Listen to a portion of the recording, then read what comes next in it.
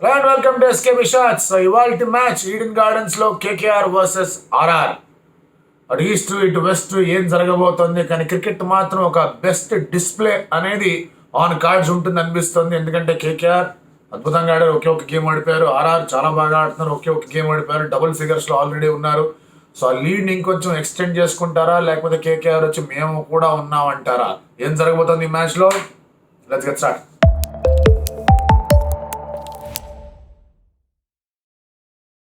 ముందుగా మనం RR team గురించి మాట్లాడుకుంటే కనుక లాస్ట్ మ్యాచ్ వాళ్ళు ఆడింది ముల్లన్పూర్లో పంజాబ్కి అగేన్స్ట్గా.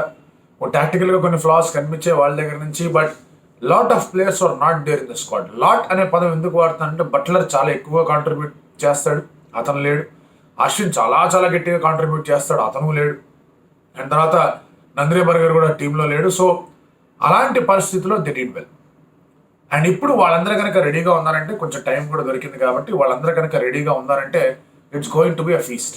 పైగా కేకేఆర్ మంచి బ్యాటింగ్ ట్రాక్ ఉంటుంది, కొంచెం ఆ గ్రిప్ అనేది కూడా కనిపిస్తూ ఉంటుంది. వాళ్ళ స్పిన్నర్లు కూడా ఉన్నారు కాబట్టి వాళ్ళ స్పిన్నర్లకి ధీటైన రీతిలో ఇక్కడ ఈ స్పిన్నర్లు కూడా స్ట్రాంగ్గా ఉన్నారు.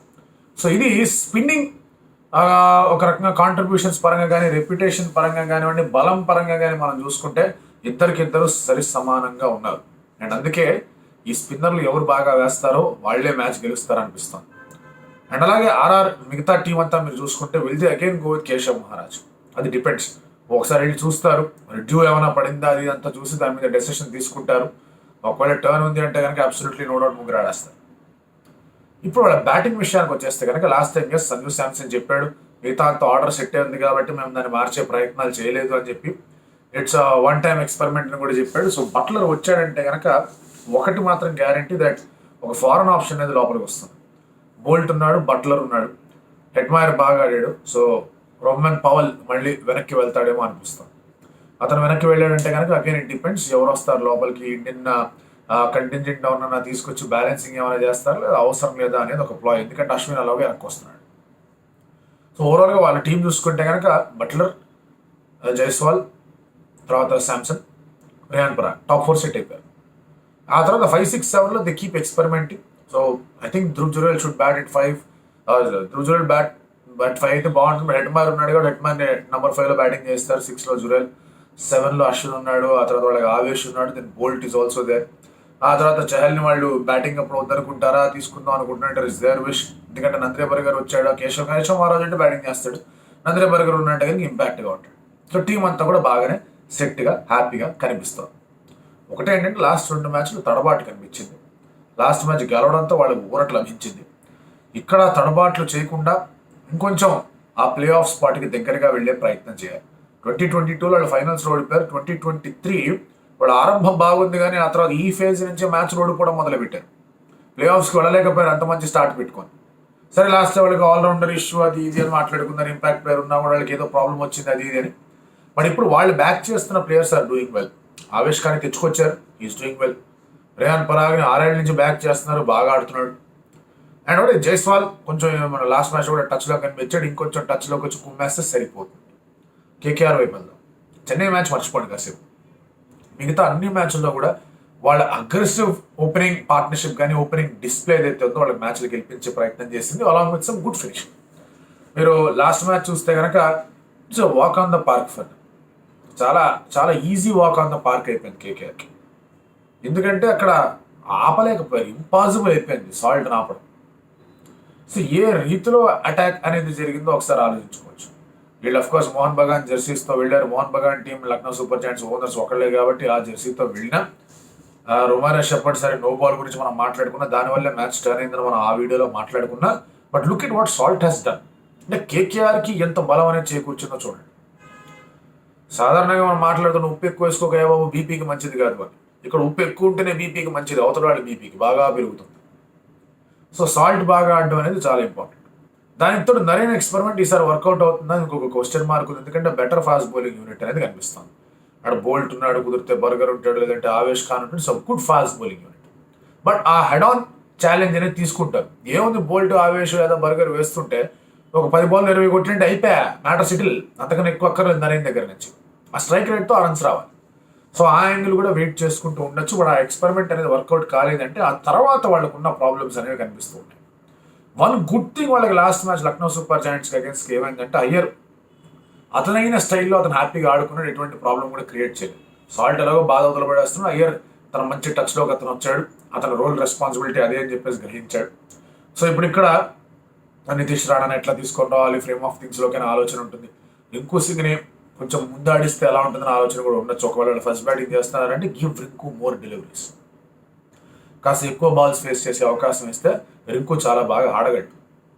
అండ్ రింకును ఆ ఫినిషింగ్ రోల్కే పరిమితం చేద్దాం అనుకుంటే ఇబ్బంది అవ్వచ్చు. సరే మీరు చెన్నై మ్యాచ్లో ఇబ్బంది అయింది కదా, ఇరుక్కున్నాడు. చెన్నై మ్యాచ్లో అందరికీ ఇబ్బంది అయింది, అందరూ ఇరుక్కున్నారు ఆ వికెట్ మీద. పవర్ ప్లే అయిపోయిన వెంటనే అందరూ తడబాటు. అయ్యారు 30 బాల్ ఏం చేయలేకపోయాడు అక్కడ. సో ఆ ఒక 1 bad innings will definitely be there. కానీ రింకును కొంచెం ముందు పంపిస్తే బెటర్గా ఉంటుందని అది నా feeling. And slowly should also think from an Indian T20 point of view. అది ఎవరు ఆలోచించారు. ఎస్పెషలీ ఈ ఫ్రాంచైజ్ కాంపిటీషన్ వల్ల ఏమవుతుందంటే ఫ్రాంచైజెస్ వాళ్ళ మ్యాచ్ గెలవాలని వాళ్ళ ఆలోచనలో ఉంటారు. అలాగానే చారిటీ చేయాల్సిన అవసరం లేదు. ఇప్పుడు అవతల player Indian T20 world cup ఆడుతున్నాడు కదా, ఇతను జాగ్రత్తగా ఆడదాం, అలాంటి చారిటీ లెక్కర్లా. బట్ ఇక్కడ ఎవరికైతే అవకాశం ఉందో to break in to the squad, వాళ్ళకి ఆయా రూల్స్కి తగ్గట్టుగా సన్నద్ధం చేస్తే బాగుంటుంది. సిఎస్కే విషయం కూడా అదే చెప్పా.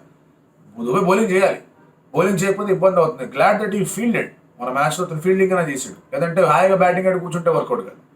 సో ఇక్కడ కూడా రింకును కొంచెం ముందు పంపించే యోచన చేయాలి వాళ్ళు. బట్ కేకేఆర్ వాళ్ళ బలం అంతా కూడా వాళ్ళ స్పిన్ బౌలింగ్. నరేన్ అద్భుతమైన ఫామ్లో ఉన్నాడు, లక్నో మ్యాచ్లో కూడా చూసాం. అసలు చాలా కట్టుదిట్టమైన బౌలింగ్ చేశాడు. నిఖిలస్ పూరన్ ఉన్నా కూడా జాగ్రత్తగా ఆడేద్దాం అనుకున్నాడు. సో అలాంటి ఒక బౌలింగ్ ఉంటుంది. వరుణ్ చక్రవర్తి ఉన్నాడు, అతను బాగా బౌలింగ్ చేస్తూ ఉన్నాడు.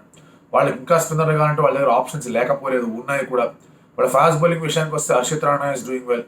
వైభవ్ రావుకి అవకాశం వచ్చినప్పుడు అతను స్టార్టింగ్లో వికెట్లు తీయగలడు. మిచెల్ స్టార్క్ లాస్ట్ మ్యాచ్లో 3 వికెట్లు తీశాడు. సో ఇక్కడ మిచెల్ స్టార్క్ అండ్ ఇక్కడ ట్రెంట్ బోల్ట్, ఇది అద్భుతమైన లెఫ్ట్ ఆర్మ్ పేసర్ బ్యాటిల్ అనేది కనిపిస్తూ ఉంటుంది. బోల్ట్ రాజస్థాన్ రాయల్స్కి చాలా ఎక్కువగానే డెలివరీ చేశాడు. స్టార్క్ ఈ సీజన్ వచ్చాడు, ఫస్ట్ 2 మ్యాచ్లో డెలివరీ చేయాల, 3వ మ్యాచ్ నుంచి కాస్త డెలివరీ చేసే ఆలోచన పెట్టుకున్నాడు. 4వ మ్యాచ్లో చక్కటి ఒక పర్ఫార్మెన్స్ అనేది ఇచ్చాడు. సో వీళ్ళిద్దరి మధ్య కూడా బ్యాటిల్ బాగుంటుంది. సో ఇండివిజువల్గా చూసుకుంటే కనుక అటు బోల్ట్ ఎంత బాగా స్టార్ట్ చేస్తాడు అగేన్స్ట్ నరేన్ అని చూడాలి, లేదా సాల్ట్ అగేన్స్ట్ ఎట్లా ఉంటుంది అనేది చూడాలి. ఇటు Starc versus Buttler or Jaiswal, ఇవి చాలా ఇంట్రెస్టింగ్ బ్యాటిల్స్ లాగా కనిపిస్తూ ఉంటాయి. ఆ తర్వాత అఫ్ కోర్స్ లాస్ట్ ఇయర్ వీళ్ళిద్దరి మధ్య మ్యాచ్ అప్పుడు అశ్విన్ ఒక బ్యూటిఫుల్ మిడ్ డెలివరీ చేశారు, అశ్విన్ అవుట్ చేశాడు. స్టంప్ లేచిపోయింది అక్కడ అశ్విన్ వేసినప్పుడు. అలాంటిది ఏమన్నా మళ్ళీ చూస్తాం. సో అశ్విన్ వర్సెస్ రసిల్ ఇంకొక ఇంట్రెస్టింగ్ బ్యాటిల్. లెగ్ స్పిన్నర్ వచ్చారంటే శ్రేయాస్ అయ్యర్ చుక్కలు చూపించేద్దాం డిసైడ్ అవుతాడు. అది జాంపా కావచ్చు, ఎవరు కావచ్చు, లెగ్ స్పిన్నర్ వచ్చాడా కాసుకోరా వాస్కోడి కామా అంటాడు. సో చహల్ వర్సెస్ శ్రేయాస్ అయ్యర్, ఆ బ్యాటిల్ కూడా బాగుంటుంది. నరేన్ వర్సెస్ రియాన్ పరాగ్, ఇది I think can be a decisive battle. Riyan Parag మధ్యలో ఆడతాడు, అక్కడ నరేన్ మధ్యలో బౌలింగ్ వేసే అవకాశాలు కనిపిస్తుంటే 2 ఓవర్లను వేస్తాడు. సో ఇటువంటి పరిస్థితుల్లో ఆ 2 ఓవర్లు వర్సెస్ రియాన్ పరాగ్ అనేది మ్యాచ్ ఎటువైపు తిప్పుతుంది అనేది చూడాలి. సో ఇవి నాకు తెలిసినంత వరకు కీ బ్యాటిల్స్ లాగా అనిపిస్తూ ఉన్నాయి. అండ్ ఆఫ్ కోర్స్ మిగతా వాళ్ళు కూడా వాళ్ళ కాంట్రిబ్యూషన్స్ ఉంటాయి, కాదనట్లేదు. కానీ these are the matchups that you want to see. ఒక లెగ్ స్పిన్నర్ని అయ్యర్ ఎలా ఆడతాడు, లెగ్ స్పిన్నర్ చహల్ అయితే అయ్యర్ ఎట్లా ఆడతాడు, నరేన్ వరుణ్ చక్రవర్తిని ఎట్లా ఫేస్ చేస్తాడు, రియాన్ పరాగ్ ఎవరైతే మంచి ఊపు మీద ఉన్నాడు అతను ఎట్లా ఫేస్ చేస్తాడు, స్టార్టింగ్ బట్లర్ జైస్వాల్ ఏం చేస్తాడు. ఆ స్టార్క్ కొంచెం జాగ్రత్త ఉండాలంటే స్టార్క్ అయితే ఏంటి, బోర్క్ అయితే ఏంటి, నేను కొట్టానంటే ఇంక అంతే సంగతులను ఆడతాడు. సో ఇటువంటివన్నీ కూడా ఒక క్యారెక్టర్ ఎగ్జిబిషన్స్ కనిపిస్తాయి, వాళ్ళ మైండ్ సెట్ అనేది డిస్ప్లే అవుతుంది. అందుకే ఈ బ్యాటిల్స్ చూడడానికి చాలా ఇంట్రెస్ట్ అనేది కనిపిస్తుంది. Which is a better squad నా కేకేఆర్ ఆర్ఆర్, ఏది బెటర్ స్క్వాడ్ అని అడిగితే ఆర్ఆర్కు ఉన్న బ్యాలెన్స్ చాలా సాలిడ్గా ఉంది. వాళ్ళ ఓపెనింగ్ మంచిగా సాలిడ్గా కనిపిస్తుంది, వాళ్ళ మిడిల్ ఆర్డర్ చాలా అద్భుతంగా కనిపిస్తుంది. మీకు ఒక ఇంప్రెషన్ ఎప్పుడు ఉంటుంది, వాళ్ళొక బ్యాటర్ షాట్ అని ఇంప్రెషన్ ఎప్పుడు ఉంటుంది. ఎందుకంటే వాళ్ళ టీం అలా ఉంది, వాళ్ళ కూర్పు అనేది అలా కనిపిస్తుంది. సో ఆ బ్యాటర్ షాట్ అనే ఐడియాని వాళ్ళు నలిఫై చేస్తున్నారు. అక్కడ రియాన్ పరాగ్ బ్యాటింగ్ ద్వారా కానీ, అశ్విన్ దగ్గర నుంచి కాంట్రిబ్యూషన్ రాబట్టడం ద్వారా కానీ, హెడ్ మైర్ ఆపి ఫినిష్ చేయించడం ద్వారా కానీ వాటిని నలిఫై చేసే ప్రయత్నాలు చేస్తున్నారు. దాని మీద కేకేఆర్ ఏమన్నా అటాక్ చేస్తుందా అనేది చూడాలి. మీరేమనుకుంటున్నారో